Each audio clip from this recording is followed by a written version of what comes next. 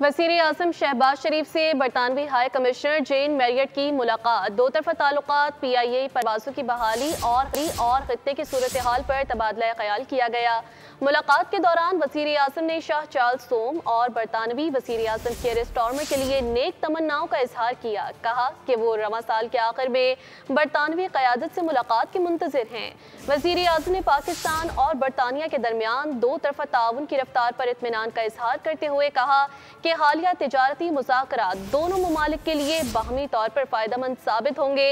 उन्होंने मज़ीद कहा कि पाकिस्तान बतौर सदर अक़वाम मुत्तहिदा की सलामती काउंसिल बरतानिया के साथ करीबी ताउन जारी रखेगा। मुलाकात में जनूबी एशिया और मशरिक़ वस्ता की इलाकाई सूरत हाल पर भी गुफ्तगू हुई। वज़ीर आज़म ने पाक भारत कशीदगी में कमी के लिए बरतानिया के तामीरी किरदार की तारीफ की और कहा कि पाकिस्तान भारत के साथ तमाम तर तस्फिया तलब मसाइल पर बामायने और संजीदा मुज़ाकरात के लिए तैयार है। सब्सक्राइब करें और बेल दबाएं ताकि कोई खबर रह न जाए।